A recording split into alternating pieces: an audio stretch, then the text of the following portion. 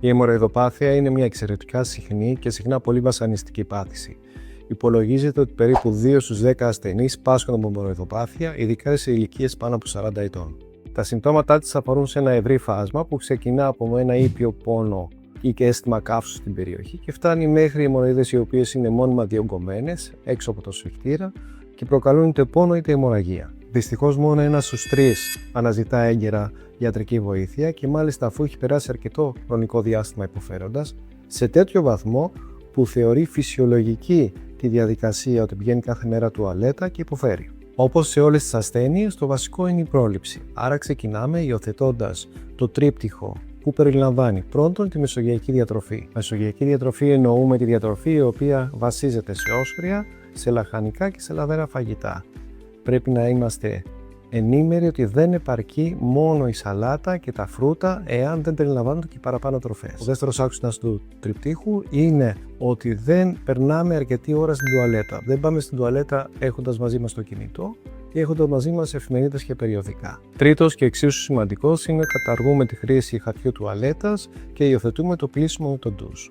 Επιπρόσθετοι επιβοηθητικοί παράγοντες είναι η απώλεια βάρους και η άσκηση. Όσον αφορά στη θεραπεία, αν φτάσουμε δηλαδή να χρειαζόμαστε θεραπεία από έναν εξειδικευμένο χειρουργό, τα πράγματα είναι λίγο πιο ξεκάθαρα. Καταρχάς, πριν μιλήσουμε για θεραπεία, πρέπει να πούμε ότι οποιοσδήποτε ασθενής είναι πάνω από 35 χρονών και έχει αίμα από τα κόπρανα, πρέπει να εξεταστεί από γαστρεντερολόγο και να υποβληθεί σε ενδοσκόπηση του κατώτερου υποπτικού.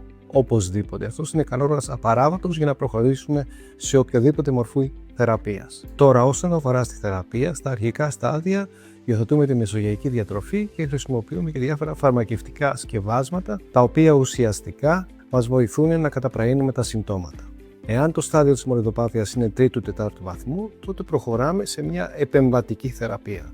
Η επεμβατική θεραπεία δεν είναι μία και μόνη για όλους τους ασθενείς, είναι εξατομικευμένη. Θα έχετε ακούσει για λέιζερ, θα έχετε ακούσει για υπερήχους, θα έχετε ακούσει για υβριδική θεραπεία. Τι σημαίνει? Ότι δεν υπάρχει μία θεραπεία η οποία να κουμπώνει, να εφαρμόζει σε κάθε ασθενή. Υπάρχουν πολλές θεραπείες, ο χειρουργός πρέπει να σας εξετάσει, πρέπει να μιλήσει μαζί σας και να συναποφασίζετε ποια είναι η σωστή θεραπεία για το συγκεκριμένο ασθενή. Και μάλιστα η απόφαση αυτή θα πρέπει να στηρίζεται σε επιστημονικά δεδομένα και όχι σε αυτά που γράφονται στο ίντερνετ και είναι εμπορικά πιο θελκτικά, γιατί αναφέρονται σε περιπτώσεις και σε επεμβάσεις που είναι μαγικές, είναι ανώδυνες, γίνονται με τοπική αναισθησία, κρατάνε 2 ώρες. Αυτά τα πράγματα σε σοβαρή αιμορροειδοπάθεια δεν υπάρχουν.